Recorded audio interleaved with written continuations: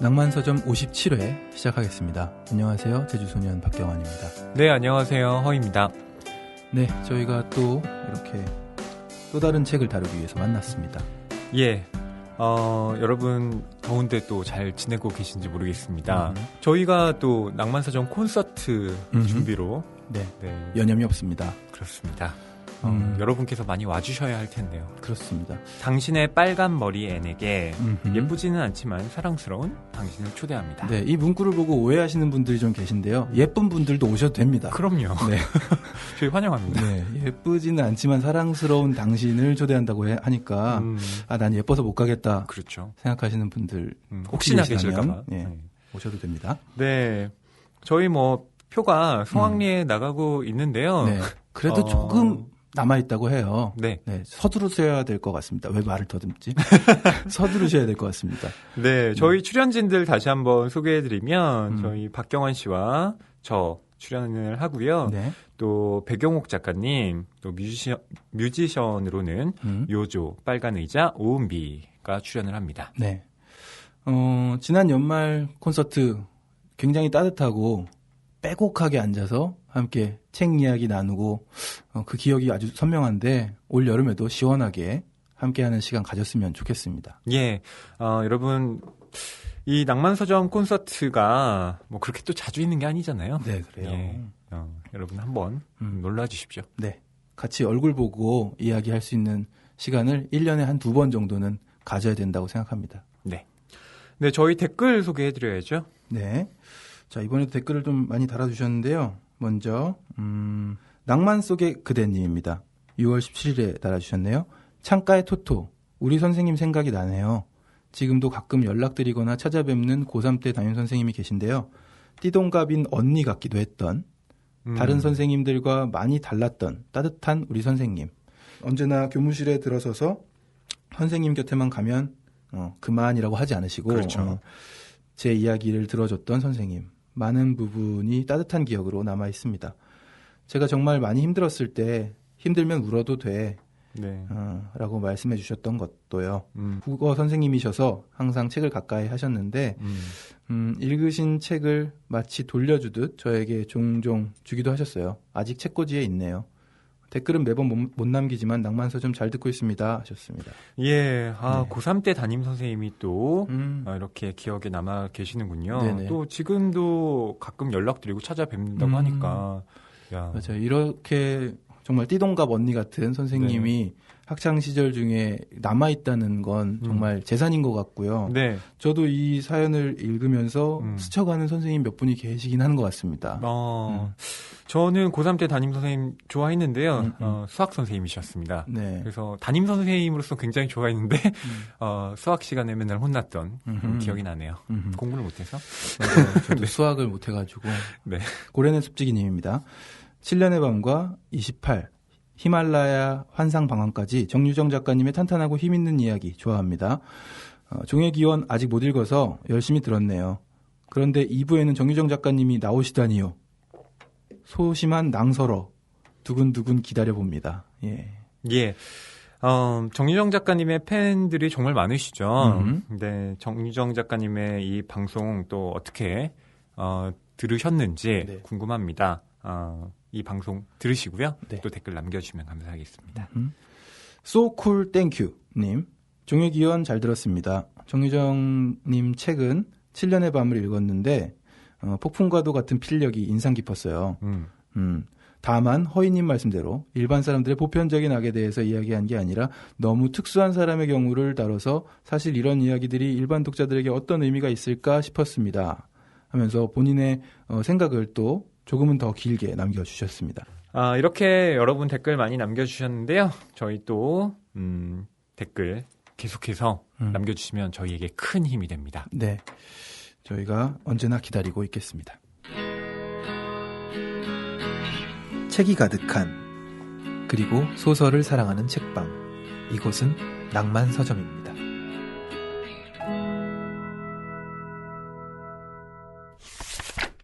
네, 오늘 낭만서점에서 다루고 있는 책은 조지 오웰의 동물농장인데요. 예. 낭만서점 속 코너 이슈를 담은 책 또 한번 만나봐야죠.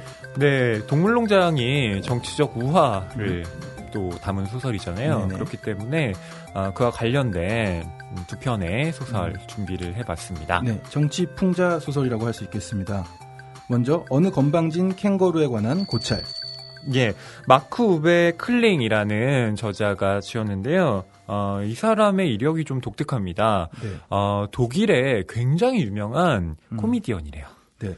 그리고 철학과 연극학을 공부했고, 네. 현재 싱어송라이터라고 하네요. 예. 카바레 아티스트 작가로 활동하고 있다. 예. 네. 굉장히 다재다능한 사람인데 이 소설은요. 옆집에 캥거루가 이사를 온 겁니다. 그런데 그 캥거루가 진짜 건방지고 뻔뻔하고 또 자본주의를 굉장히 혐오하는 네, 그런 또 캐릭터라고 해요. 그러면서 이 캥거루와 같이 살게 되면서 일어나는 이야기들을 담고 있는 책이라고 합니다. 네. 또 하나의 책은요? 네, 또 하나의 책은 장강명 작가의 네. 댓글 부대라는 소설입니다. 네. 제3회 제주 4.3 평화문학상 수상작이네요. 예. 이 소설은요, 또 국정원 불법 선거 개입 사건이 또 모티프가 된 소설이기도 합니다. 인터넷 여론을 조작하는 네, 그런 세력이 있다라는 것이 그렇죠. 이 책을 보면 네, 여실히 드러나고 있습니다. 네. 최근에도 굉장히 많이 이슈가 됐었고, 네. 많은 분들의 SNS에서 분노를 자아내는 그렇죠. 그런 사건이기도 한데. 네. 지금 오늘의 작가상이라는 그 민음사에서 이제 매년 뽑고 있는 문학상이 있는데요.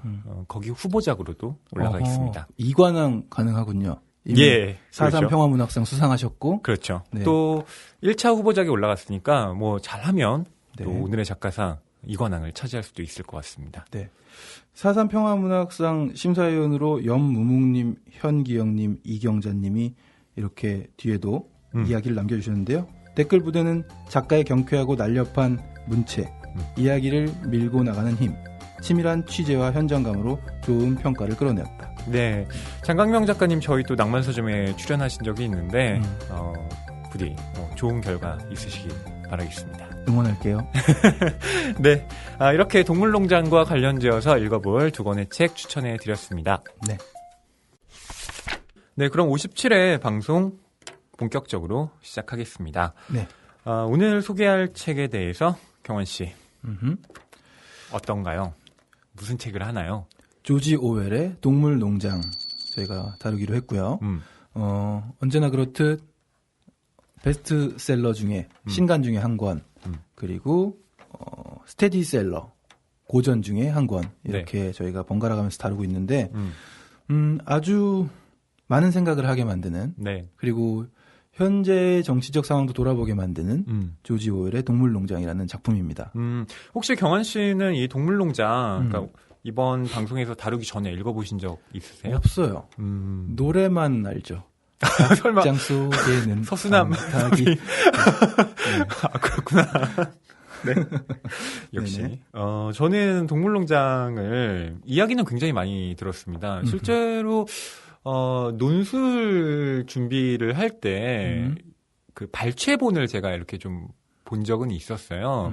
논술 근데, 시험 준비하실 때요? 네, 그러니까 제가 고3 때. 고3 때. 네. 그래서 이게 지금도 고전이지만 제가 학창 시절 때도 예, 고전이었으니까요. 네. 그때 이제 보면서 뭐 그래. 대학 가면 한번 봐야지. 라고 생각하고 있었는데요. 대학 가서 안 보게 되더라고요. 그렇죠. 책은 너무 많죠. 네. 심지어 조지 오웰의 그 1984 네. 1984. 그게 또 굉장히 유명한 소설이더군요. 네. 그것도 읽고 뭐 조지 오웰의 나는 왜 쓰는가 뭐 이런 에세이도 읽고 다 읽었는데 동물농장만 네. 나는 왜 쓰는가. 네.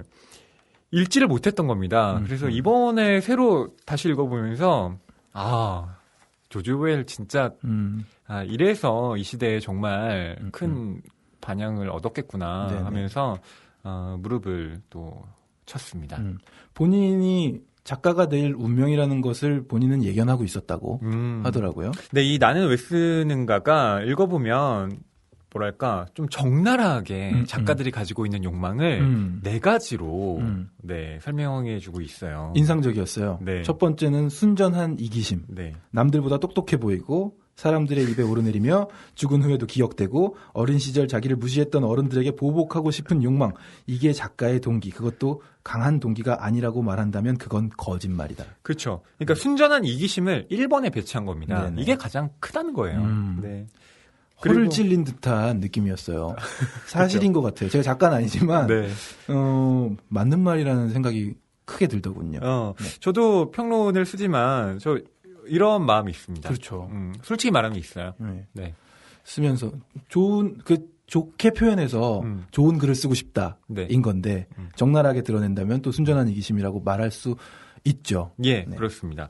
그리고 두 번째는 미학적 열정인데요. 이건 외부 세계의 아름다움 혹은 말의 아름다움과 말의 적절한 배열이 지니는 아름다움을 지각하기. 좋은 산문의 단단함을 알아보고 좋은 이야기의 리듬을 인지하는 즐거움. 네, 이것 때문에 쓴다고 이야기를 하고 있습니다. 네. 또 세 번째는 역사적 충동. 사물, 사건을 있는 그대로 보고 진실한 사실들을 발견하며 후대를 위해 이것들을 모아두려는 욕망. 네. 예. 이렇게 짧게 표현되어 있고요. 네 번째는 정치적 목적이 있대요. 예. 정치적이라는 것이 사실 조지 오웰이 가장 강조하고 있는 글쓰기의 욕망 그리고 자신의 글쓰기 목표죠. 그래서 이 동물농장이라는 책의 스토리나 이야기 구조 자체가 뒤에 또 인상적인 게 있었습니다. 예. 1대1 매칭. 아, 그거는 예. 저희가 이따가 작품 다루면서 얘기를 해야 될 텐데, 예. 예. 여기 나오는 동물들이라든지 또 인간이라든지, 당시 상황, 예를 들어 뭐 러시아 황제, 마르크스, 스탈린 이렇게 1대1 매칭이 되어 있는 표가 있는데, 아주 흥미로워요. 예. 네, 이걸 또 보고 소설을 접하니까, 또 재밌게 읽을 수 있는 그런 요소였습니다. 예. 이 정치적 목적에 대해서 조지 오웰은 이렇게 쓰고 있습니다. 세계를 특정 방향으로 밀고 가려는 욕망, 성취하고자 하는 사회가 어떤 사회여야 할 것인가라는 문제를 놓고 다른 사람들의 생각을 바꿔보려는 욕망, 어떤 책도 정치적 편견으로부터 아주 자유롭지 않다. 예술은 정치와 무관해야 한다는 견해 자체도 하나의 정치적 태도다. 네, 이렇게 쓰고 있습니다. 그렇습니다. 예. 네. 저는 이 정치적 목적 역시 사실 제가 글을 쓰고 있는 욕망과 아주 예, 닮아 있습니다. 맞아요. 예. 제가 그 조지 오웰 급이라는 게 아니라 제가 지향하려는 글쓰기도 사실 정치적 이 목적 예, 여기에 아주 맞닿아 있어요. 우리 조지 오웰 선생님이 지금 이렇게 많은 글 쓰는 자들의 심리 상태를 꿰뚫어 보신 것 같아요. 네. 네. 특히 이 예술은 정치와 무관해야 한다.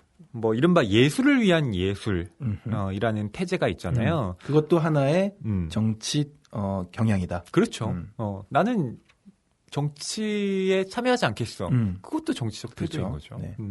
그게 식민지 시기에 이제 김동인 같은 작가들이 이 이른바 예술을 위한 예술을 주창을 했는데요. 어떻게 보면 그거야말로 가장 또 정치적인 태도가 아니었나 네, 싶기도 합니다. 네. 네, 여하튼 이러한 조지 오웰의 대표작 동물농장을 저희가 다룰 텐데요. 또 조지 오웰에 대해서 경환 씨가 소개를 해드리도록 하겠습니다. 네. 1903년 당시 영국의 식민지였던 인도의 벵골주에서 태어났습니다. 본명은 에릭 아서 블레어. 아버지는 영국 공관의 하급 공무원이었고요. 2살 되던 해에 어머니와 함께 영국으로 돌아왔고 이튼 학교를 장학생으로 졸업했습니다. 대학 진학을 포기하면서 버마에서 5년간 경찰로 근무했는데 식민 관료 생활을 하면서 인간이 인간을 지배한다는 것에 강한 혐오감을 느끼게 되었습니다. 그 후 집을 나와서 파리에서 불황자 생활을 하다 런던 빈민가 노팅힐에서 혼자 생활하며 글을 썼고요. 이때의 밑바닥 생활을 바탕으로 1933년에 첫 번째 소설 파리와 런던의 안팎에서를 발표했고 이때부터 조지 오웰이라는 이름을 필명으로 사용하기 시작했습니다. 1935년에는 버마 시절을 출간했고요.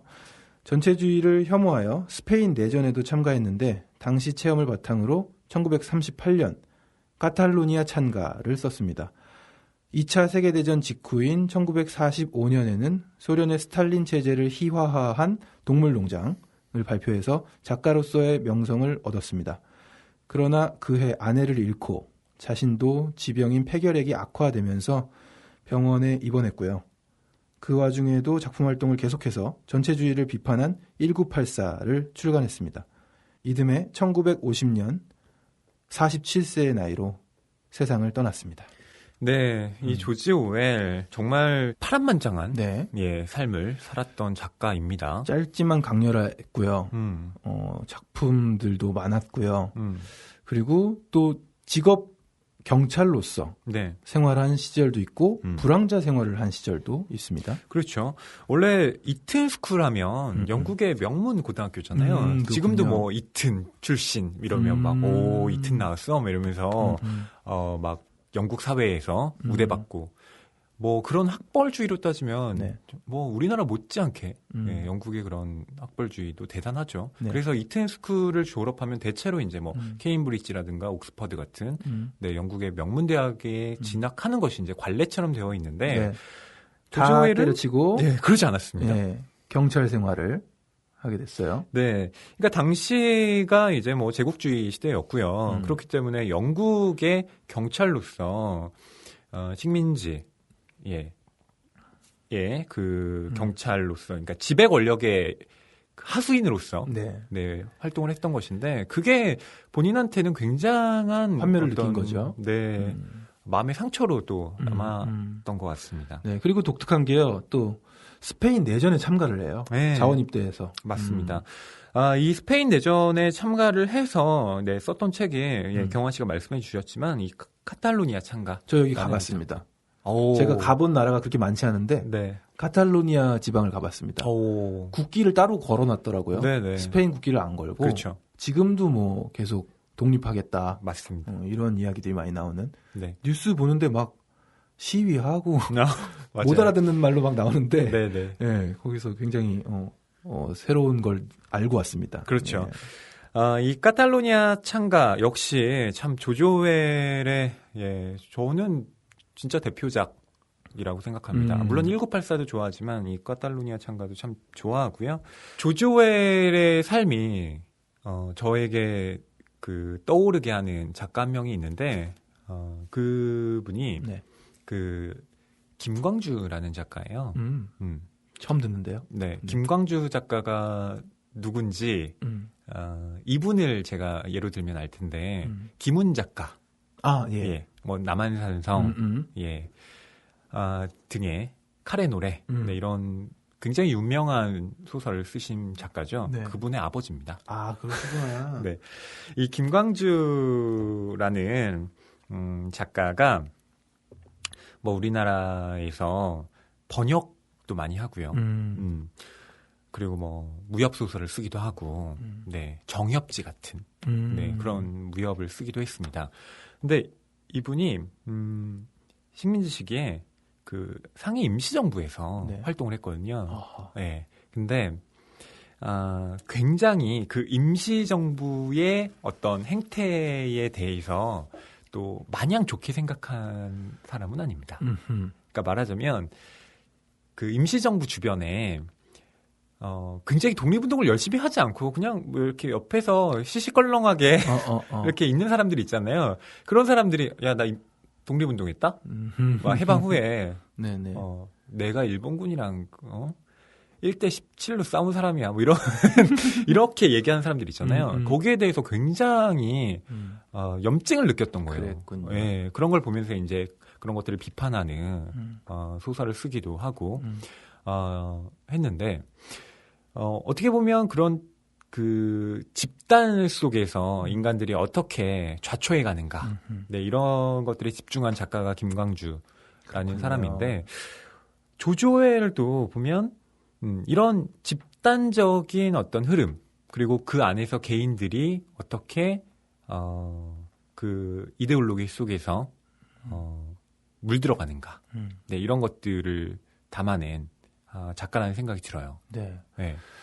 그 방금 해주신 말씀을 들으니까 영화 암살에서 보셨어요? 암살? 암살에서 속사포라는 캐릭터가 초기에 돈 안 주면 일 안 한다고 그랬잖아요. 독립운동 관련된 거였는데도 맞아요. 불구하고 네, 그런 영화 속의 설정이 방금 말씀하신 거에 반영이 돼 있군요. 네, 그럼요. 그러니까 우리가 역사책에서 배우면 항상 뭔가 항상 항일 운동 다 같이 한 마음이었고 막 이렇게 막 늘 언제나 대한독립 만세를 외쳤을 것 같은 거 그런 기분이 드는데요.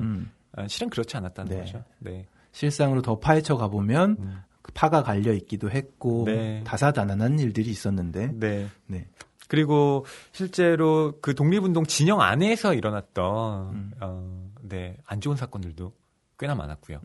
네, 그렇죠. 그러니까 숭고한 이상을 표방한 어떤 체제가 그런 무리가 인간의 어떤 정을 그리고 인간이 가져야 할 어떤 덕목 같은 걸 굉장히 또 억압하기도 하잖아요. 그렇죠. 예. 네. 그러니까 우리는 저 멀리 우리가 취해야 할 어떤 목표가 있으니까 그때까지는 우리 좀 이런 사소한 문제는 덮어두자라고 했던 것이 사실은 사소한 문제가 아니었던 거죠. 예.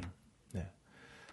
뭐 처음에는 그냥 일을 잘 돕는 2인자로서 계속 캐릭터가 나오다가 나중에 쿠데타를 일으키고 그 마음속에서 뭔가 씨앗이 있었는데 그게 나중에 터져버리고 그런 영화들 많이 있죠. 네. 자, 그런 작품으로 저희가 동물농장을 골라봤는데요. 줄거리를 간단하게 말씀드리겠습니다. 인간 존즈가 운영하는 메이너 농장에서 동물들은 착취를 당하고 있습니다. 늙은 수태지 메이저는 동물들에게 모든 동물이 평등한 이상사회를 만들 것을 연설하고 죽습니다. 메이저의 말을 듣고 자신들의 처지를 자각한 메이너 농장의 동물들은 드디어 인간들을 쫓아내고 동물 농장을 건설합니다. 그러나 평등은 실현되지 않았습니다. 글을 읽을 수 있고 쓸 수 있는 돼지들만 특권을 누리게 되었거든요. 더구나 숙적인 스노볼을 내쫓은 수태지 나폴레옹이 권력을 잡으면서 이상사회 동물농장은 나폴레옹의 독재사회로 바뀌게 됩니다. 동물들은 오히려 옛날보다 더 혹독한 착취를 당하는데요. 4발은 좋고 2발은 나쁘다가 슬로건이었던 동물농장이지만 나폴레옹은 자기 이익을 위해 인간과 거래를 트게 됩니다. 결국 동물농장은 원래 그들 스스로가 비판하던 인간사회와 다를 바 없어집니다. 오웰은 이렇게 쓰고 있는데요. 누가 돼지고 누가 인간인지 어느 것이 어느 것인지 이미 분간할 수 없었다. 마지막 장면이 아주 섬뜩하더군요. 네, 그렇습니다. 이 동물농장은 뭐 쉽게 이야기하면 그냥 우화 소설입니다. 실제로 조지 오웰이 이 책을 출간했을 때 부제가 그냥 우화 소설이었어요. 우화하면 떠오르는 대표적인 작품은 이솝우화. 그렇죠? 네. 뭐 이를테면 여우와 두루미의 이야기. 여우는 집에 갔는데 호리병에 스프를 주고 두루미가 여우네 집에 놀러 갔는데 접시에 주고 그렇죠. 핥아 먹을 수도 없는데 그런 경우들이 많이 생기는 것 같아요. 그러니까 자기만 생각하는 거죠. 그러니까 그런 이기주의를 비판하고 있는 우화였는데요. 결국 우화라는 것은 동물들이 캐릭터로 등장하긴 하지만 실제로는 그것이 동물들의 이야기가 아니라 인간들, 인간의 삶을 비판하기 위해서, 풍자하기 위해서 쓰이고 있는 장치죠. 원숭이 주먹 얘기도 있지 않나요? 이렇게 바나나였나? 뭐 이렇게 넣어놨는데 그거를 잡기 위해서 손을 집어넣어서 바나나를 놓으면은 풀려날 수 있는데 맞아요. 바나나를 잡고 손을 꺼내려고 그러니까 도망가지도 못하고 그렇죠. 그렇게 해서 원숭이를 잡았다는. 뭐 또 심포도 이야기도 있고요. 아하, 그렇죠. 자기 합리화하는 거죠. 이루지 못하려는. 어렸을 때 기억이 막 나네요. 네, 그렇습니다. 그런데 이 동물농장은 훨씬 더 우아하긴 한데 정치적입니다. 네. 그러니까 방금 제가 읽어드린 이 줄거리에서도 알 수 있듯이 이건 전체주의에 대한 비판이라고 볼 수가 있겠죠. 네. 전체주의라고 해서 꼭 사회주의는 아닐 테고요. 네. 또 그런데 재밌는 건 뭐 오늘 우리가 준비한 내용에도 있지만 반공소설로 읽히던 시절이 있잖아요. 이 네, 소설이. 맞습니다. 네. 동물농장이 한국에 최초로 번역이 된 건요. 1948년입니다. 상당히 일찍 출간이 됐죠. 이승만 대통령이 통치를 하던 시절. 그렇습니다. 이겠군요. 이 48년이라고 하면, 그러니까 조지 오웰의 동물농장이 1945년에 출간이 됐으니까 불과 3년 만에 네. 그 당시로서는 굉장히 빨리 왔네요. 번역 출간이 됐습니다. 그리고 축약본도 아니었어요. 완역이 돼서 나옵니다. 저희가 오늘 본 것도 완역이죠? 그렇죠. 네. 네. 뭐 요즘엔 다 완역인데요.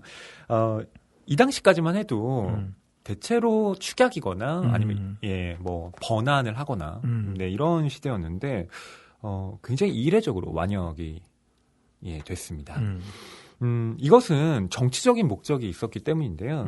이 역자가 작품의 주제와 의도를 책의 서두에 써두고 있습니다. 그러니까 말하자면 공산주의의 경계를 위해서 이 책을 펴낼 필요가 있었다는 거예요. 실제로 당시 이 미국 정부가요, 오웰의 책을 30개국 이상의 언어로 번역하고 또 배포하기 위한 자금을 지원했다고 합니다. 아이쿠. 예, 그러니까 미국의 지원도 있었던 거죠. 그럼 오웰 생전에 그런 일이 벌어진 건가요? 그렇죠. 오웰은 꽤 따뜻했겠네요.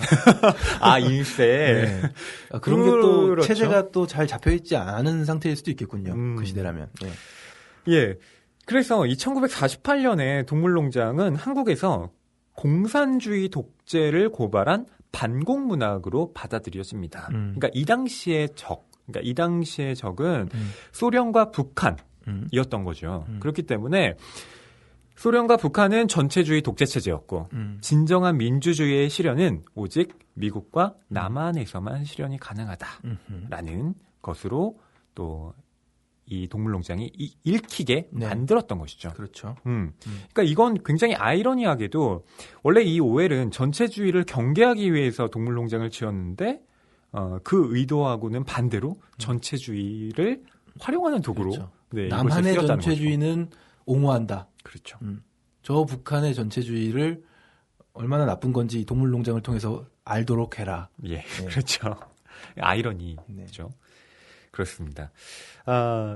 이런 측면에서 동물농장이 갖고 있는 이런 알레고리, 우위를 우리가 어떻게 읽어내야 할 것인가를 좀 곰곰 따져봐야 합니다.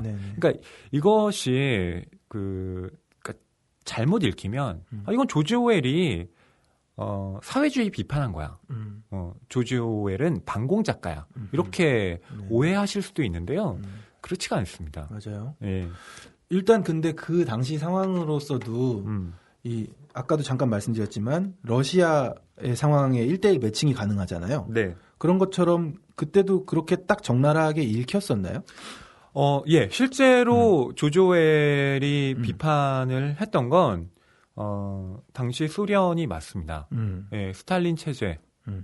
맞아요. 그걸 비판한 겁니다. 그런데 오해하지 말아야 할 것은 조지 오웰은 스탈린 체제의 사회주의를 비판한 것이지 사회주의 전체를 비판한 것도 아닙니다. 그러니까 이른바 요즘에 새롭게 대두되고 있는 그 어떤 사조 중에 하나가 우리 새로운 공산주의, 새로운 코뮤니즘을 만들어 나가야 한다. 이런 것들이 이제 정치적인 그 슬로건으로서 등장을 하고 있거든요. 네. 그때의 이제 사회주의, 공산주의라는 것은 이전에 소련이 해왔던 그런 식의 국가사회주의가 아니라 정말 그 마르크스가 외쳤던 인류 평등, 네. 그리고 노동자가 정말 네, 사람답게 살 수 있는 그런 사회를 건설하자는 원래의 목적으로 되돌아가자는 겁니다. 근데 사실은 역사상 그런 사회주의는 변질되어서 네, 왔었죠. 그렇죠. 이상은 언제나 있기는 했는데 잘 실현된 적은 없었던 것 같습니다. 예, 이 동물농장에서 저는 이것이 어떻게 보면 이 소설이 많이 읽힐 수 있었던 요인이기도 하고 반대로 이 소설의 약점이라는 생각이 들기도 했는데요. 지나치게 어떤 특정한 인물들이 저한테는 떠오르는 겁니다. 네, 매칭이 잘 돼요. 너무 잘 돼요. 너무 잘 되죠. 네. 이걸 경환 씨가 네. 또 읽으면서 이거 뭐 있어서 좋았다라고 말씀을 하셨는데 네네. 그 역자 저희가 읽은 판본은 그 민음사에서 나온 도정일 선생님이 옮긴 번역본인데요. 그 역자 해설에서 정말 일목요연하게 표를 만들어 주셨어요. 네, 정리를 하고 있습니다. 이를테면 존즈는 러시아 황제 니콜라스 2세를 가리키고요. 네. 존즈는 이제 원래 동물농장의 주인인 인간이죠. 네, 메이너 농장의 주인이었습니다. 네. 그리고 연설을 강렬하게 하고 죽은 메이저라는 돼지는 마르크스. 그렇습니다. 네. 사회주의를 그 이상을 맨 처음에 맞습니다. 이렇게 이야기를 했던 마르크스고요. 그 다음에 권력을 잡고 굉장히 뭐 숙청 작업도 하고 그랬던 이 나폴레옹이라는 돼지 스탈린. 네, 스탈린이죠. 그리고 나폴레옹과 권력을 조금 겨루다가 쫓겨난 인물 스노볼이라는 돼지는 트로츠키. 흥미롭습니다. 네. 그러니까 이렇게 보다 보면 이게 너무 뚜렷해요. 사실 이걸 전 진짜 동물에만 갖다 비유를 한 거지. 이게 너무 적나라하다. 네, 이런 생각도 저는 없지 않았습니다. 네. 그래서 뭐 솔직히 말씀드리면, 그러니까 문학적으로 저는 동물농장이 굉장히 뛰어나다라고 생각하지 않아요. 그러니까 이 우화가 어떻게 보면 우화라는 건 해석의 어떤 다양성을 좀 열어놔야 하는데 이것은 지나치게 1대1 매칭이 되기 때문에 해석을 좀 닫아놓거든요. 그런 측면에서 저는 동물농장보다는 뭐 1984가 더 문학적으로는 우위에 있다고 생각합니다. 그런데 이 소설이 1945년에 출간되었다는 그 시대적 상황을 염두에 둔다면 이 소설이 가지고 있는 의미가 굉장히 사회적으로는 그렇죠. 대단하다는 걸 알 수 있습니다. 전 세계를 강타한. 그렇습니다. 저희가 먼저 이 메이저라는 돼지가 어떻게 동물농장의 동물들에게 연설을 하는지 그 대의를 역설하는 부분을 읽어드리겠습니다. 자, 동물들의 삶이 어떤 겁니까? 우리 똑바로 봅시다. 우리의 삶은 비참하고 고달프고 그리고 짧소. 우리는 태어나 몸뚱이에 숨 떨어지지 않을 정도의 먹이만을 얻어먹고 숨 쉴 수 있는 자들은 마지막 힘이 붙어있는 순간까지 일을 해야 하오. 그러다가 이제 아무 쓸모도 없다고 여겨지면 그날로 우리는 아주 참혹하게 도살당합니다. 영국의 모든 동물들은 나이 1살 이후로는 행복이니 여간이 하는 것의 의미를 알지 못합니다. 영국의 어느 동물도 자유롭지 못합니다. 비참과 노예 상태, 그게 우리 동물의 삶입니다. 이건 아주 명백한 진실이요. 하지만 그게 자연 질서일까요? 우리가 사는 이 영국 땅이 너무 가난해서 거기 사는 것들에게 품위 있는 삶을 허락하지 않기 때문일까요? 동무들, 그게 아닙니다. 천만에, 결코 그게 아니죠. 영국은 땅이 기름지고 기후도 좋아서 지금보다 훨씬 더 많은 수의 동물들이 있다 해도 그들에게 먹을 것을 충분히 제공할 수 있습니다. 우리가 살고 있는 이 메이너 농장만 해도 말 12마리, 암소 20마리, 양 수백 마리에게 상상 이상의 안락하고 품위 있는 삶을 보장해 줄 수 있습니다. 그런데 우리는 왜 계속 이 비참한 조건 속에 살아야 하는 겁니까? 이유는 간단합니다. 우리가 노동해서 생산한 것을 인간들이 몽땅 도둑질 해가기 때문입니다. 동무들, 우리 문제에 대한 해답은 바로 거기 있어. 한마디로 문제의 핵심은 인간이요. 인간은 우리의 진정한 적이자 유일한 적입니다. 인간을 몰아내기만 하면 우리의 굶주림과 고된 노동의 근본 원인은 영원히 제거될 것이요. 인간은 생산하지 않으면서 소비하는 유일한 동물입니다. 그는 젖을 생산하지도 않고 달걀을 낳지도 않으며 힘이 붙여 쟁기도 끌지 못하고 토끼를 잡을 만큼 빨리 뛰지도 못합니다. 그러면서 그는 모든 동물의 주인입니다. 그는 동물들을 부려먹고는 굶어 죽지 않을 만큼의 먹이만 주고 나머지는 모두 자기가 챙깁니다. 우리의 노동이 땅을 갈고 우리의 배설물이 그 땅을 기름지게 하지만 우리는 몸뚱이 하나 빼고는 아무것도 가진 게 없어요. 지금 내 앞에 앉아있는 암소 동무 여러분, 지난해 여러분이 짜낸 우유가 도대체 몇천 갤런이요. 그런데 여러분의 그 우유, 새끼들을 튼튼히 기르는 데 쓰였어야 할 그 우유가 모두 어찌 되었소? 그 우유는 고스란히 우리 적들의 목구멍으로 넘어갔습니다. 암탉 여러분, 지난 한 해 여러분은 수없이 많은 알을 낳았지만 그중 병아리로 부화한 알이 몇 개나 되어 나머지 알들은 모두 시장에 내다 팔려 존주와 그 수하 일꾼들의 돈주머니를 불려주었소. 그리고 클로버 동무, 당신이 낳은 새끼 4마리는 지금 어디 있어? 늙음하게 당신을 부양하고 당신의 기쁨이 되어야 할 그 새끼들 말입니다. 당신의 새끼들은 나이 1살에 팔려갔고 당신은 그들을 다시는 만날 수 없소. 4번의 해산과 고된 노동의 대가로 당신이 얻은 게 뭐요? 하루 몇 끼 쥐뿔만한 먹이와 마국간 말고 지금 당신이 가진 게 뭐요? 게다가 우리는 그 비참한 일생조차도 자연 수명대로 누릴 수 없게 되어 있소. 나 자신으로 말하면 운이 좋았던 편이라 별로 투덜댈 생각은 없소. 나는 12년이나 살았고 내가 퍼뜨린 자손만 해도 400마리가 넘소.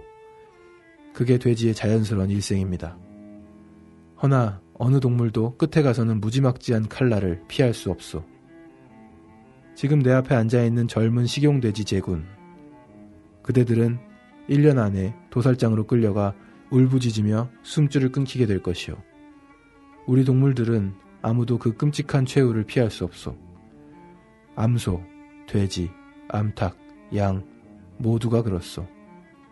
말과 개들이라 해서 팔자가 더 낫다고 할 순 없소.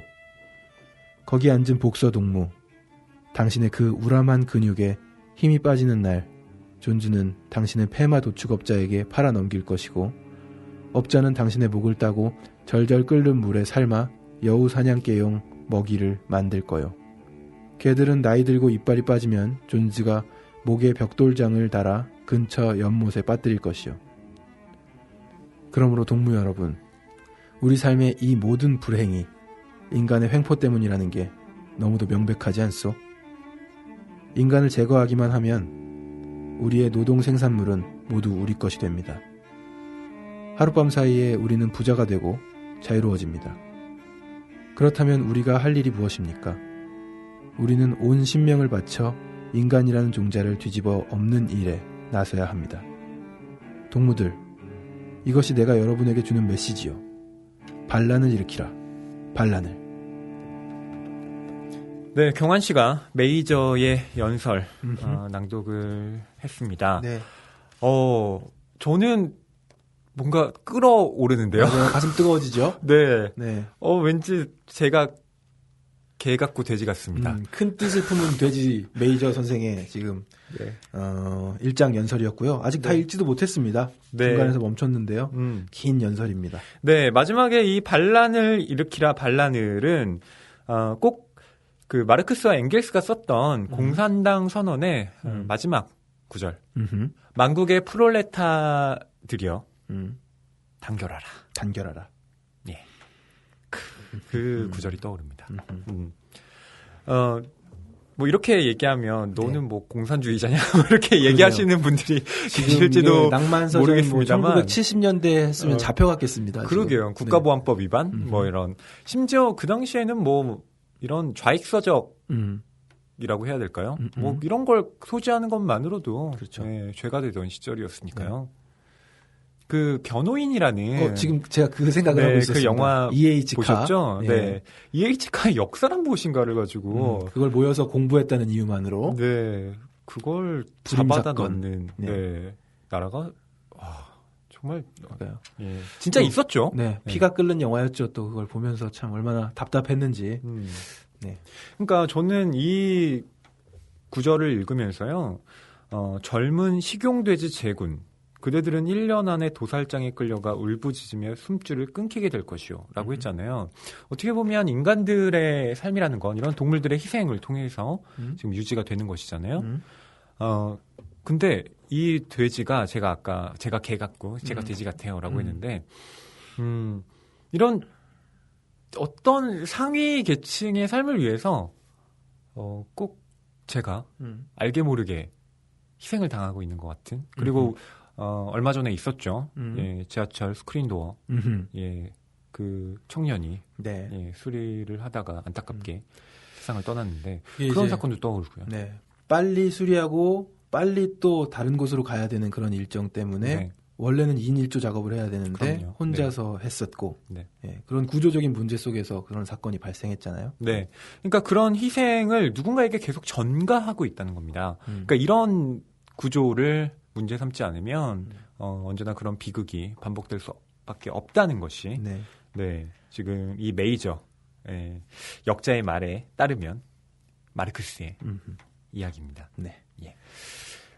저는 이 메이저의 연설에서 또 좀 섬뜩했던 것이 나중에 복서, 그러니까 맞아요. 이 복서 네. 동무가 맞아요. 굉장히 일을 잘하는 말이거든요. 복서에 대한 이야기가 복선이에요. 네. 네.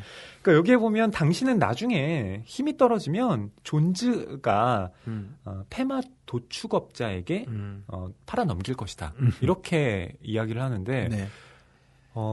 존즈는 물론 축출이 되지만 네. 나중에 굉장히 누군가에 의해서 예, 페마 도축업자에게 끌려가죠. 그렇습니다. 정말 열심히 일했던 복서가 눈물 나더라고요. 그 장면은. 저도요. 네. 그러니까 너무 슬펐어요. 이 부분에서 체제는 분명히 바뀌었는데 왜 복서는 이런 똑같은 운명에 처해야 하는가 이런 것들을 또 생각하게 만듭니다. 네. 결국 이 동물농장에 나오는 이 메이저의 연설 이후로 동물들은 그래 무엇인가 잘못됐다 라는 자각을 하게 되고요.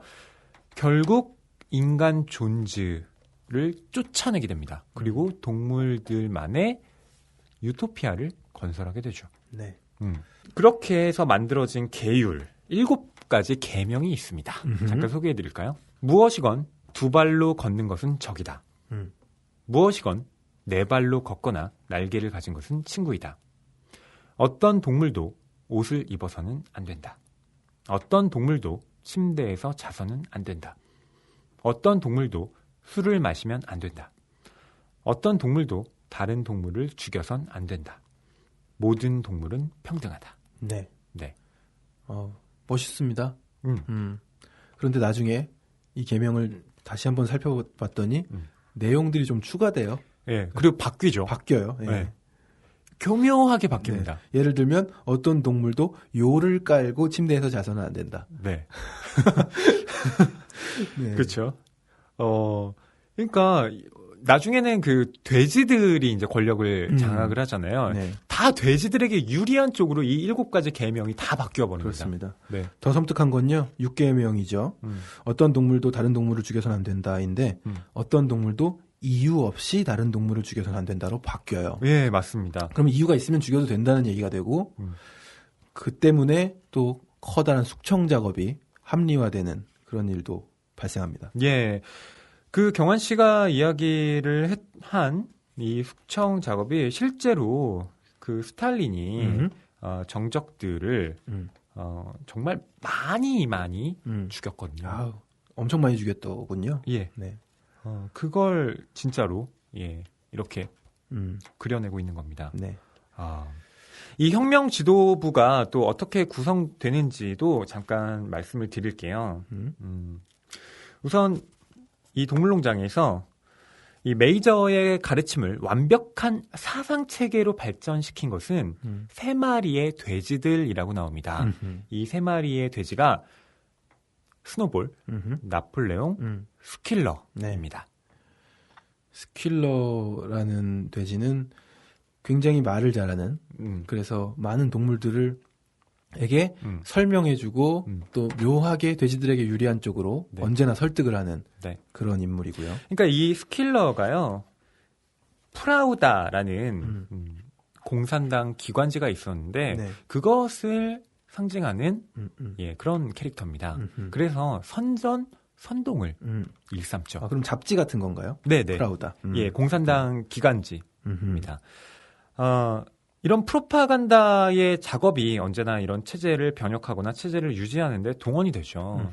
그래서 왜 지금도 가끔 이렇게 뭐 지금 북한은 뭐 이런 네. 프로그램 있잖아요.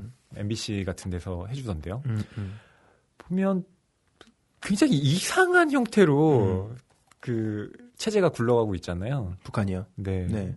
그러니까 막 초상화 다 걸어놓고 그리고 거기에 그 유학했던 어떤 외국인 학생이 폭로하기도 했잖아요. 네. 그 김일성 종합대학에 재학 중인 학생들은 수업 시간에 이제 이동할 때 그런 그 광장을 지나게 된대요. 그러면 항상 그 김일성, 예, 뭐 김정일 그런 동상 앞에서 참배를 하고 가야 된대요. 좀 그걸 보면서 네. 이게 정말 이건 그냥 정치가 아니라 종교구나. 그렇죠. 우상화 작업. 네. 엄청났더라고요. 네. 그게 다 또 스탈린이 이미 했던 것들 아닙니까? 맞습니다. 예. 그런 측면에서 이 스킬러라는 캐릭터도 어떻게 보면 굉장히 중요한, 네, 뭐 나폴레옹 못지않게. 그러니까 나폴레옹이 있으려면 사실 스킬러가 반드시 있어야 하는 그런 조력자라고 볼 수가 있고요. 이 스노볼과 나폴레옹이 이제 등장을 해서 이 혁명을 이끌게 됩니다. 나폴레옹이라는 이름도 실제 실존 인물의 이름이잖아요. 맞습니다. 프랑스. 예. 네. 그 이름을 붙인 거는 큰 의미는 없을까요? 뭐 조지 오웰이 일종의 뭐랄까요 카리스마를 가진 예, 지도자. 결국엔 나중에 몰락하게 된 네, 그런 인물이라는 뜻에서 붙인 게 아닌가 싶기도 한데요. 프랑스에서 동물농장이 번역이 될 때는요, 나폴레옹이라는 이름이 다르게 바뀌었대요. 아하. 프랑스인들이 이건 좀 아니다. 그렇게 이미지가 나쁘지 않잖아요, 나폴레옹은. 뭐 양가적인 의미가 있죠. 프랑스 내에서도 뭐 해석이 분분하니까요. 그러니까 프랑스에서는 근데 이걸 만약 이 돼지를 나폴레옹이라는 그 이름 그대로 받아들이면 프랑스인들에게는 좀 원래 우화가 갖고 있는 그런 해석이 전달되지 그렇죠. 않기 때문에 네. 네, 아마 예, 바꿨다고 합니다. 실존 인물이니까. 네. 그리고 나폴레옹과 스노볼이 그리고 스킬러가 전부 힘을 합쳐서 그리고 다른 동물들도 앞장서죠. 네. 존재를 쫓아내는데요. 문제는 이 혁명 이후에 지도부의 부패가 시작된다는 겁니다. 네. 예를 들면 뭐 귀엽긴 한데 이런 거예요. 우유를 짰는데 네. 우유가 엄청 많이 나왔죠. 네. 인간들 먹일 필요도 없고 우유 나왔다 이거 어떡할까요? 그러니까 일단 일하러 가십시오. 이 우유는 아무 걱정하지 마시고 일하러 갔다 오십시오. 갔다 왔더니 우유는 어딘가로 사라지고 없었다. 맞아요. 네. 그러면서 스킬러가 막 얘기합니다. 이 농장의 경영과 조직은 전적으로 우리 돼지들에게 달려 있습니다. 라고 말해요. 그래서 동물들이 그런가? 라고 했는데 그래 뭐 어쨌든 돼지들이 똑똑하니까. 네, 돼지들이 두뇌 노동을 한다고 주장하죠. 두뇌 노동을 하려면 우유가 필요하다. 우유 먹고 열심히 두뇌 노동을 우리가 하겠다. 사과도 우리가 좀 먹겠다. 맞아요. 우리가 1시간 정도 늦게 일어나겠다. 이 점점 늘어나요, 특권이. 네. 그러니까 어떻게 보면 처음에는 유토피아로 건설이 됐잖아요. 그래서 앞에 동물들이 되게 행복하다고 쓰여 있습니다. 근데 이 유토피아를 지옥으로 만드는 것은 이런 소수 엘리트 계층의 권력 독점 그리고 그들의 권력 독점을 그냥 묵인해버리는 대중의 무지라는 생각이 듭니다. 답답하더라고요. 왜 가만히 있어? 우유가 없어졌으면 찾아야지. 사과를 누가 니네만 먹으래. 그쵸. 따져야 될 거 아닙니까? 그러니까 원래 이 동물농장의 그 건설 원칙에 따르면 이건 평등에 어긋나는 거잖아요. 근데 이게 권력의 속성이기도 하다는 거죠. 그러니까 왜냐하면 이 돼지들이 어쨌든 인간들을 쫓아내는데 그 적을 쫓아내는데 큰 공헌을 했고 그런 측면에서 이들의 특권을 그래도 인정해 줘야 되는 것이 아니냐. 그리고 그런 수뇌부라고 하는 어떤 돼지들이 교묘하게 계속 언론 플레이를 하기 때문에 대중들로서는 그런가 보다 맞나 보다 이렇게 생각을 하게 되는 거죠. 네. 언론 플레이를 하는 집단이 있죠. 오늘 제목이기도 한데요. 네 발은 좋고 두 발은 나쁘다라고 틈만 나면 외치는 집단이 있습니다. 양들이 그렇게 외쳐요. 맞아요. 양들이 그러니까 스킬러가 딱 이야기를 하면 그걸 그대로 받아서 네. 막 그냥 말 그대로 좀 멍청하게 네, 반복해서 읊어대는 겁니다. 네. 네. 그래서 그 일반 대중들 그냥 동물들이 좀 억울한 마음이 들어서 뭔가를 어필해 보려고 해도 얘네들이 이렇게 외치니까 계속 5분 동안 외치고 막 그러면 벌써 기회는 날아가 버리고. 그렇죠. 너무나 답답한 장면들이 계속해서 나옵니다. 그러니까 이 복서라는 이 말도 그래요. 그러니까 이 복서라는 말이 진짜 동물농장의 핵심 일원이거든요. 말하자면 1등 일꾼입니다. 네. 1대 100이에요. 네. 네. 모든 일을 다 합니다. 1당 100. 그렇죠. 네. 근데 이 복서가 늘 중얼거리는 말이 이거예요. 내가 더 열심히 할게. 슬퍼. 그러니까 이게 노동자로서 그래요. 그러니까 어떤 뭐 되게 열심히 한다. 긍정적인 말 같지만 문제는 누구를 위해서 열심히 하는지.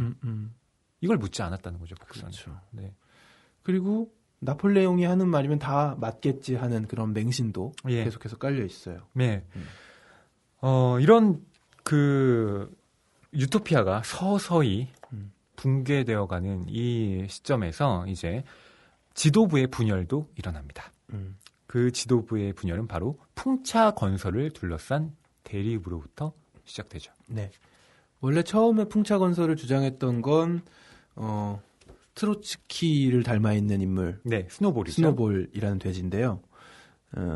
나폴레옹이라는 이 돼지는 그 풍차 사업에 반대하는 것 같다가도 네. 스노볼을 몰아낸 이후에는 그 풍차 사업을 원래 자기가 풍차 하려고 그랬다면서 네. 말 바꾸기에 말을 달인이에요. 바꾸고 풍차를 열심히 만들어보자 이렇게 동물들을 꼬드깁니다. 네, 이게 실제로 그 스탈린과 트로츠키가 레닌 사후에 대립을 했죠.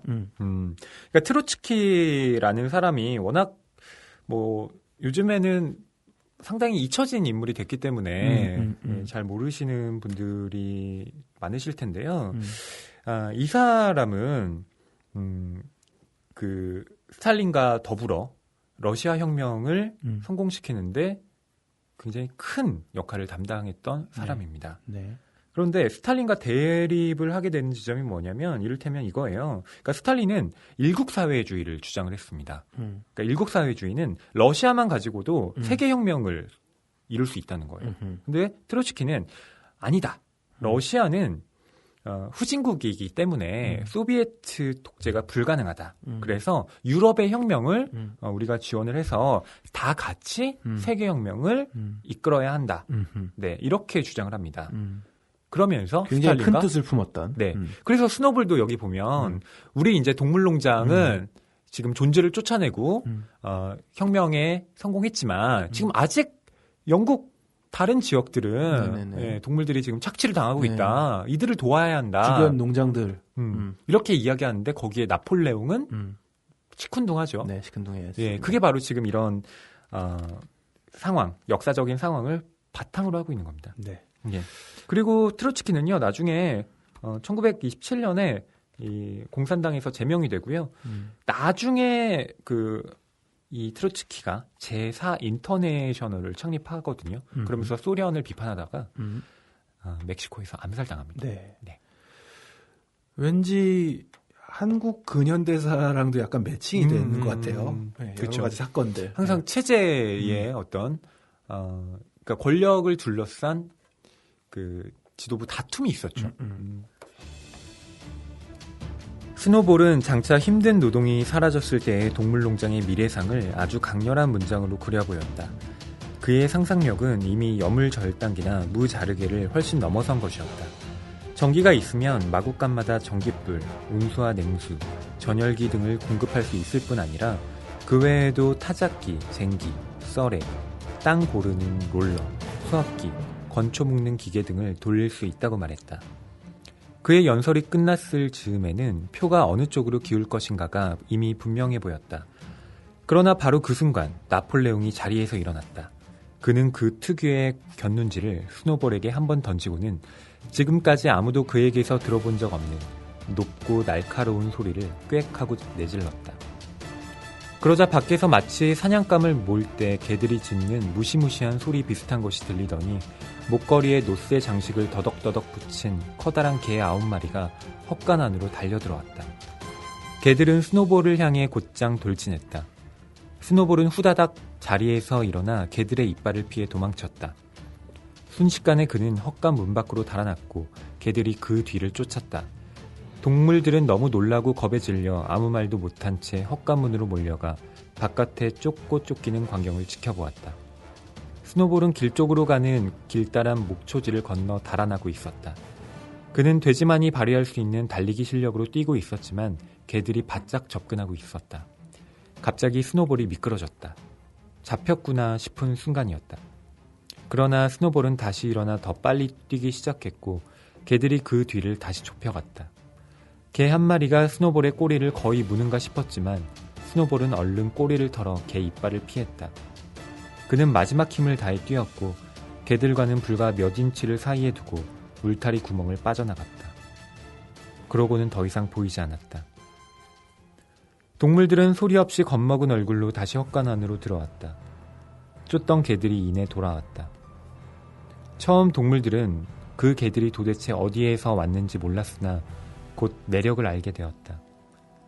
개들은 나폴레옹이 암캐 제시와 블루벨에게서 떼어다 몰래 키운 바로 그 강아지들이었다. 아직 다 큰 건 아니었지만 개들은 몸집이 크고 늑대처럼 사나워 보였다. 그들은 나폴레옹의 곁에 바싹 붙어 있었다. 그들이 나폴레옹에게 꼬리를 흔드는 모습은 지난날 농장의 개들이 주인 존지에게 꼬리치던 모습 그대로였다. 네, 스노볼이 숙청당하는 순간입니다. 예, 쫓겨나는 거죠. 죽진 않고 도망쳐요. 네.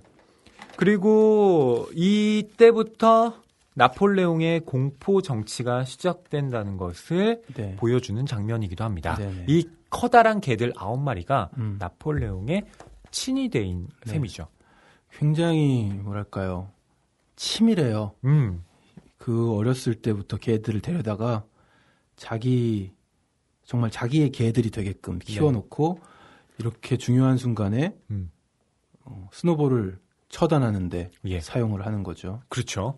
그래서 이 동물농장에도 보면, 그러니까 스노볼은 좀 이상주의자에 가까워요. 그래서 이제 존지를 쫓아낸 이후에도 이제 어떻게 낙원을 건설할 것인가를 막 주장을 하는데 나폴레옹은 거기에 대해서 딱히 뭐 반응을 별로 보이진 않습니다. 다만 스노볼이 뭔가 이야기하면 반대를 하다가 좀 음흉하게 뒤로 사라지거나 네, 이런 인물로 나오는데 결국 그 음흉함이 뒤에서 이런 일을 꾸미고 있었다는 게 밝혀지는 거죠. 그러니까 어떻게 보면 물리적으로 정말 타격을 준 첫 사건이에요. 그렇죠. 그 전까지는 계속 그나마 민주적이게 서로 이렇게 언쟁을 하고 토론을 맞아요. 하는 거였는데 이제부터 토론 없다.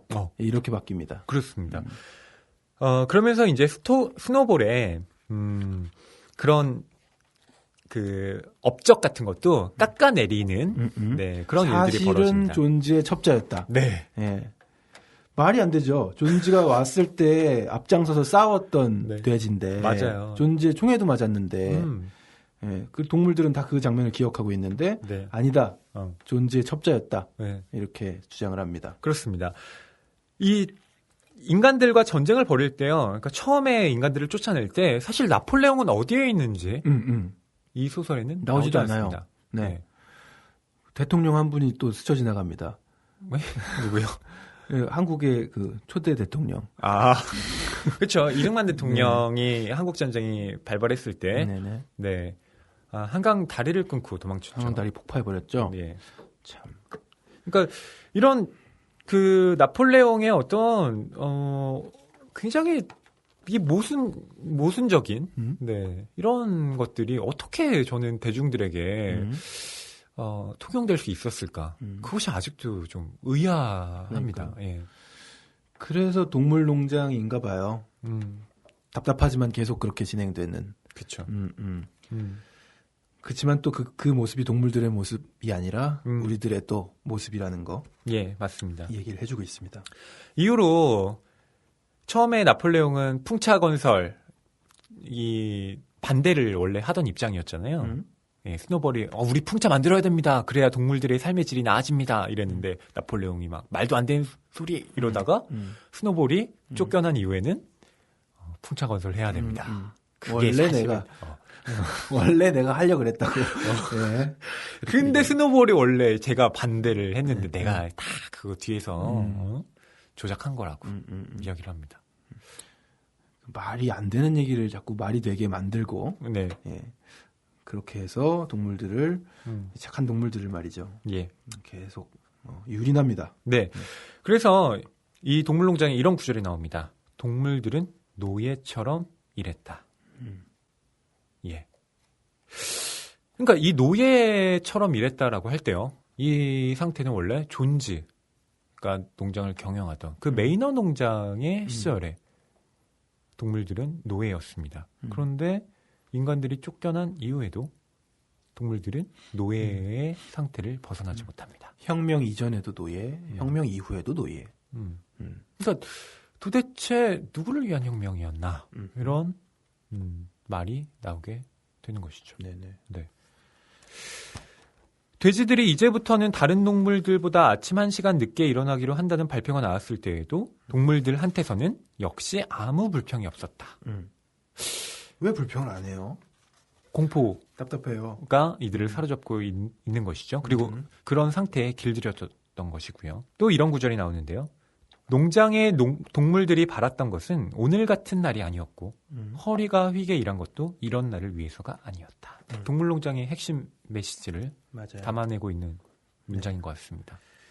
이러려고 혁명한 게 아닌데 아니 우리는 자유로워져야 되는데 어째서 그러니까 이런 식으로 꼬드기잖아요. 네. 그 풍차 건설을 한 이후에는 네. 풍차가 이제 동력을 지원하니까 동물들이 일을 해야 되는 양이 굉장히 많이 줄어들 것이고 그러니까 풍차 6개만 만들자. 네. 이렇게 꼬드겨서 그러니까 점점 할 일은 많고 농업은 원래 하던 그 농업은 파탄나고 네. 굉장히 줄어들고 양이 그러니까 먹을 게 없고 네. 겨울 나기 힘들어지고 네. 이런 상황이 또 실제 러시아의 정치 상황에서도 발생했던 일이잖아요. 그렇습니다. 우리가 다뤘던 소설 그 차일드 44에서도 네. 먹을 게 없어서 굶주린 우크라이나의 모습이었나요? 네. 그게 첫 장면이잖아요. 네. 그렇죠? 그렇죠. 그리고 실제로 그 소련 사회에서는 그랬다고 하죠. 이미 소련이 이상국가, 인민들이 다 화목한 사회인데 어떻게 여기서 살인 사건이 발생할 수 있느냐? 맞아요. 은폐하려고 하잖아요. 그래서 은폐하려고 했었죠. 네. 맞아요. 네. 허위로 가득 찬 세상인 거죠. 그리고 이런 그 전체주의 사회에서 발생하는 그 역사적 비극이 소련에만 있었던 건 아닙니다. 중국에서도 대약진 운동이라는 게 있었죠. 문화대혁명이라는 것도 있었고요. 대약진 운동 역시 중국이 그 서구의 어떤 열강들보다 훨씬 더 많은 산업 생산물을 만들어내야 된다는 거예요. 그래서 당시에 모택동이 그 지시사항을 내립니다. 우리의 철근 생산량을 2배로 늘리자. 근데 말로만 하면 다 되나? 그러니까 이게 그런 사실 설비나 그런 체계적인 작업이 다 바탕이 된 상황에서 차근차근 올라가야 되는 거잖아요. 근데 대약진 운동. 이게 의미하는 게 뭐겠습니까? 되게 하는 거예요. 안 되면 되게 하라? 네. 그래서 철근을요, 실제로 어떻게 하냐면 철강석을 막 캐와서 아주 좋은 품질의 철을 만들어내는 것이 아니라 양적으로. 그러니까 그걸 달성해야 되니까. 그래서 막 집에 있는 냄비랑 막 그런 걸 다 솥단지 이런 걸 다 녹이는 겁니다. 그러니까 당장 밥해 먹습니까? 그러니까요. 그런 것도 없어지고요. 또 그렇게 만들어진 철의 품질이 좋을 리가 없잖아요. 그러니까 이게 악순환이 되는 거예요. 그러면서 사람들이 거기에 매달리다가 실제 농업 생산은 하지도 못하고 기근이 발생하고 예, 이런 상황에 의해서 중국 지도부가 굉장히 처참한 네, 그 민중들의 비극을 초래하는 그런 상황을 만들게 됩니다. 네. 그러니까 전체주의를 이렇게 주창하는 세계의 여러 나라들에서 비슷한 일들이 좀 발생했군요. 그러니까 원래 이들이 표방하고 있는 건 공산주의잖아요. 모두가 일해서 또 골고루 나눠 갖는 그런 이상사회였는데 그것이 변질되어 버린 것이죠. 네. 경원 씨는 혹시 이 동물농장 읽으면서 어떤 장면이 좀 가장 인상 깊었어요? 아무래도 저는 복서의 죽음인 것 같습니다. 제가 역시. 또 감수성이 좀 있다 보니까요. 너무 슬프더라고요. 네. 저 이 장면 역시 그렇습니다. 이 장면을 여러분께 읽어드리면요. 얼마나 좀 가슴이 아픈지 느끼실 수가 있을 것 같은데요. 복서가 얼마나 열심히 일했는데. 그러게요. 복서가 죽기 전에 그냥 늘 내가 더 열심히 할게 하면서 일을 더 하고 내가 더 일찍 일어날게 맞아요. 하면서 뭐 1시간씩 먼저 일어나고 돼지들은 지금 1시간씩 더 자고 있는데 네. 그럴 때도 마음이 짠했는데 이렇게 복서가 마지막을 맞이할 때는 정말 마음이 아팠습니다. 예. 그러니까 이 복서가 누구를 지칭하느냐. 역자인 도정일 선생은 이 복서가 바로 프롤레타리아트를 가리킨다고 네. 써놓고 있습니다. 이 프롤레타리아트라는 게 뭔가요? 결국 공산주의 사회의 주인이잖아요. 근데 실제 주인은 이들이 아니라 그 공산주의 사회의 지도부, 네, 그 사람들이었음을, 그리고 그들에 의해서 실제 이 프롤레타리아트가 죽어가고 있음을 말해주는 장면이 아닌가 싶습니다. 네.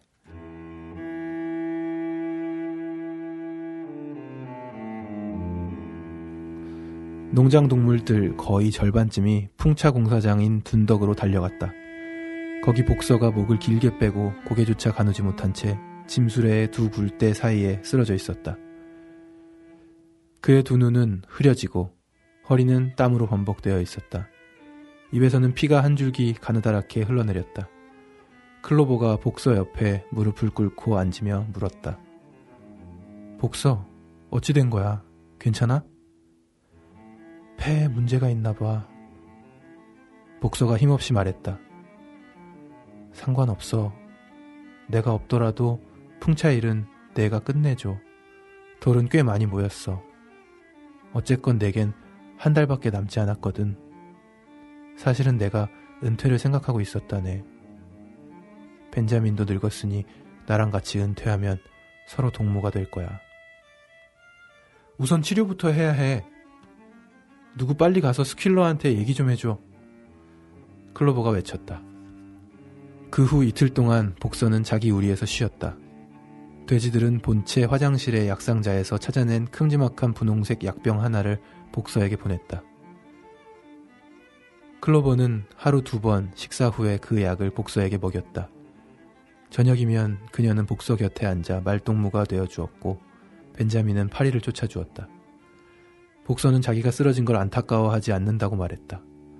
몸이 회복되면 자기는 앞으로 3년은 더 살 것이고 농장의 큰 목장 한 구석에 마련된 은퇴지에서 하루하루 편안히 지낼 날들을 기대하고 있다고 그는 말했다. 자기로선 공부도 하고 마음도 개발할 여가를 난생 처음으로 가져보게 된다는 것이었다. 그는 알파벳의 나머지 22글자를 깨치는데 여생을 보낼 생각이라고 말했다. 하지만 벤자민이나 클로버로선 하루 일이 끝난 다음에야 복서와 함께 있을 수 있었고 복서를 실어갈 유괴마차가 온 것은 한낮의 일이었다. 그날 무밭에서 돼지 한 마리의 감독을 받아가며 무떡잎을 뜯어내고 있던 동물들은 농장 축사 쪽에서 벤자민이 목청껏 소리를 지르며 다른 박질로 뛰어오고 있는 걸 보고 깜짝 놀랐다. 동물들이 흥분한 벤자민을 보기는 그때가 처음이었다. 아니, 도대체 벤자민이 다른 박질 치는 걸 본 것도 그게 처음이었다. 빨리, 빨리! 하고 벤자민은 고함을 질렀다. 빨리 와! 복서를 끌어가고 있어! 동물들은 돼지의 명령을 기다릴 생각도 않고 일제히 일손을 멈추고는 농장 건물 쪽으로 내달았다. 아닌 게 아니라 말 2마리가 끄는 커다란 유괴마차 한 대가 마당에 서 있었다. 마차의 천막 한쪽에는 뭐라 쓰여진 글자들이 보였고 마부석에는 꼭대기가 납작한 중산모를 쓴 교활한 인상의 남자 하나가 앉아 있었다. 마국간에는 복서가 보이지 않았다. 동물들은 마차 주위로 몰려들었다. 잘 가게 복서. 잘 갔다 와. 하고 동물들은 외쳤다. 이런 멍청한 바보들 같으니. 벤자민이 동물들 주위를 깡충깡충 뛰면서 작은 발굽으로 땅을 구르며 소리쳤다. 이 바보들아, 마차에 써놓은 저 글자들이 보이지도 않아? 그 말에 동물들은 주춤하면서 소리를 죽였다. 염소 뮤리엘이 글자를 더듬거리며 읽어보려고 하자 벤자민이 그녀를 제치고 나섰다. 동물들이 죽은 듯 침묵하고 있는 동안 그는 글자들을 읽어내려갔다. 엘프리드 시몬즈, 말 도살업 및 악교 제조업, 웰링던 소재, 가죽과 골분도 취급함, 계집도 공급. 저게 무슨 소린지 모르겠어? 복서가 페마 도축업자에게 끌려가는 거야. 동물들에게서 공포의 소리들이 터져나왔다. 그 순간 마부석의 남자가 말 잔등을 채찍질하면서 마차는 미끄럽게 마당을 빠져나가기 시작했다. 동물들은 모두 마차 뒤를 따라가며 있는 대로 목청을 돋구어 소리를 질러댔다. 클로버가 동물들을 해치고 앞으로 나섰다. 마차는 이미 속력을 내고 있었다. 그녀는 복서! 하고 소리를 질렀다. 예, 복서야, 복서! 복서! 그러자 그 순간 바깥의 시끄러운 소리들을 들었다는 듯 코 밑에 흰 줄이 난 복서의 얼굴이 마차 뒤에 조그만 창문 안으로 나타났다. 예, 복서야! 클로버가 무섭게 소리쳤다. 복서, 거기서 나와! 빨리 나오라고! 널 죽이러 가는 거야! 다른 동물들도 빨리 나와! 복서, 빨리 나와! 라며 고함을 질러댔다. 그러나 마차는 이미 속력을 내면서 그들에게서 멀어지고 있었다. 복서가 클로버의 말을 알아들었는지 어떤지는 확실치 않았다. 그러나 잠시 후 그의 얼굴이 창문에서 사라지더니 발굽으로 탕탕 차고 구르는 소리들이 마차 안에서 시끄럽게 들려왔다. 복서는 마차를 차고 나오려 하고 있었다. 옛날 같았으면 그의 발길질 서너 번에 마차는 박살났을 것이다. 그러나 어쩌랴. 이미 그에게는 힘이 없었다. 마차 안의 발길질 소리는 점점 약해지고 마침내 들리지 않았다. 절망한 동물들은 마차를 끌고 가는 말 2마리에게 차를 세우라고 호소했다. 동무들, 형제를 죽음으로 끌고 가면 안 돼! 하고 그들은 소리쳤다. 그러나 그 멍청한 말 2마리는 너무 무식해서 무슨 일인지 영문을 알 턱이 없었고 귀만 쫑긋 뒤로 젖히고는 더 속력을 내어 달렸다. 복서의 얼굴은 다시는 창문에 나타나지 않았다. 네, 복서는 은퇴를 한 이후에는 알파벳을 공부하고 싶었다. 네. 라고 말을 했어요. 그렇습니다. 책의 초반에도 나오는데요. 이렇게 동물들이 함께 힘을 합쳐서 혁명을 이루었으니 은퇴 이후에 그러니까 이제 일할 나이가 지난 동물들에게는 네. 저쪽 과수원에서 노후를 보낼 수 있게끔 우리가 복지를 제공하자. 이런 큰 뜻이 있었는데요. 네. 책의 후반부에는 아무도 그런 은퇴 이후의 삶을 영위해 본 동물은 없었다고 나옵니다. 그렇죠. 은퇴를 하기 이전에 그런 꿀맛 같은 시간을 보내는 유일한 동물이 있죠. 예, 바로 돼지들입니다. 돼지들. 네. 그래서 복서는 그렇게 소박하게 은퇴 이후를 꿈꾸면서 열심히 일을 했는데요. 복서가 이렇게 아프고 맙니다. 복서가 폐에 문제가 있나 봐 하면서 일하다 쓰러졌는데 그 아파서 병간호를 하고 복서의 친구들 클로버 네네. 등등 와서 병간호를 할 수 있는 것도 또 일과를 마친 이후에 나와서 병간호를 할 수 있었어요. 그렇죠. 그렇기 때문에 일과 시간에는 복서를 돌볼 수가 없었는데 어느 일과 시간에 복서가 끌려가는 겁니다. 그리고 자세히 봤더니 말 도축업이라고 써있는 그렇죠. 마차에 실려가는 거예요. 분명히 복서는 그 이후로 돌아오지 않았는데 거기에 대해서 다른 동물들이 좀 항의의 어떤 조짐을 보이니까 나폴레옹이 직접 나와서 이야기를 합니다. 복서는 평화롭게 죽음을 맞이했다.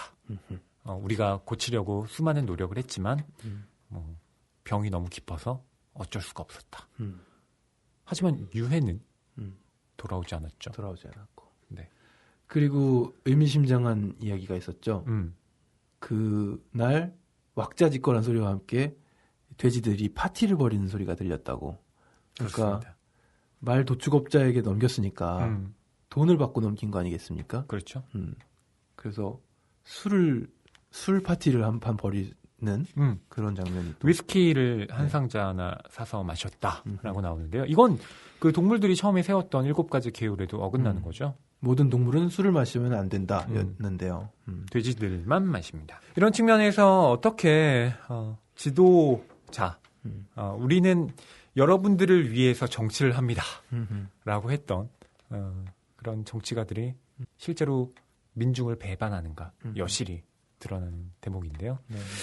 이런 질문을 해볼 수 있을 것 같아요. 그러면 현재의 우리 사회가 과연 동물농장에서 벗어났는가?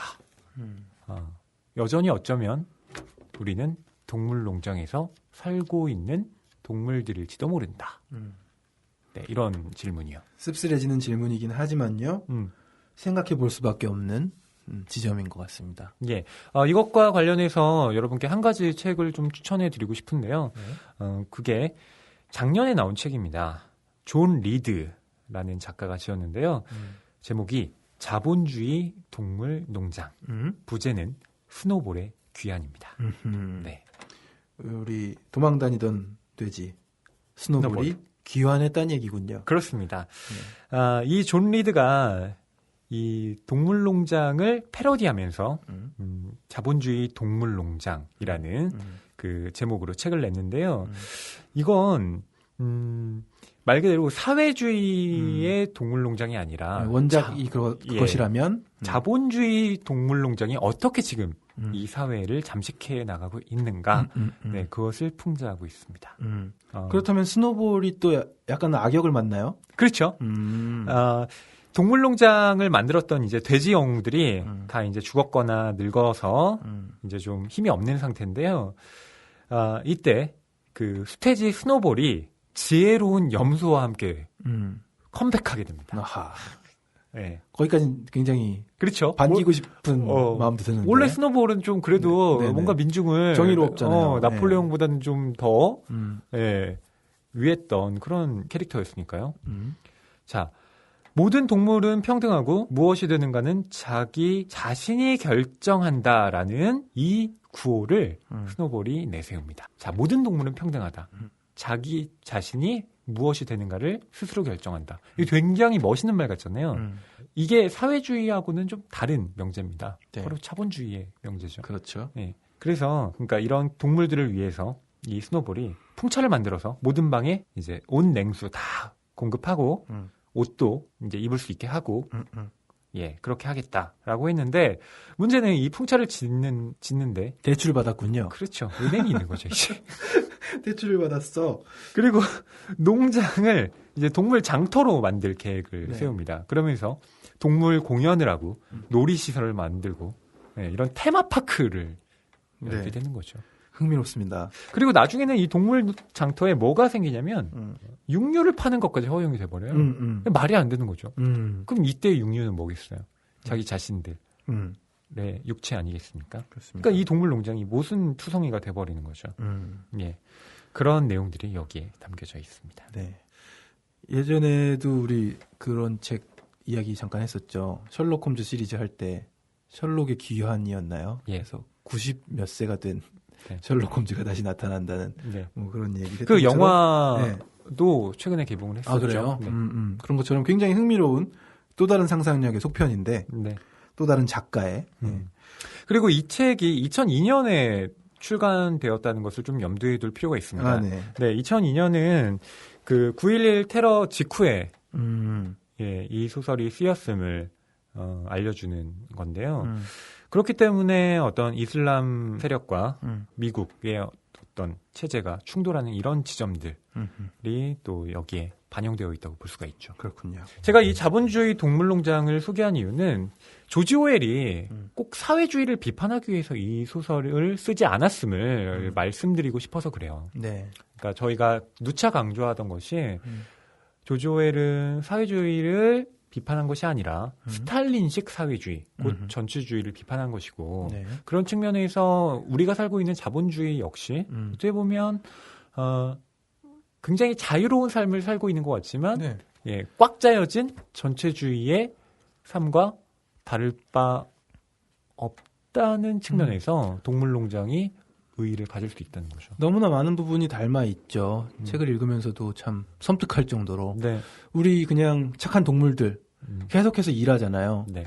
일하느라 돼지들이 그 꾸리고 있는 속셈들, 정치들 알지 못하잖아요. 근데 지금 요즘에 우리들도 네. 청년들이건 뭐 예. 아무튼 자기 일에 바빠서 사실은 네. 투표를 하지 못한다든지 네. 뭐 그런 상황들 아닙니까? 제대로 된 참여를 네. 하지 못하는. 그리고 시끄럽게 떠드는 선전대 양들의 모습. 우리가 방송국들이 많이 있긴 하지만 네.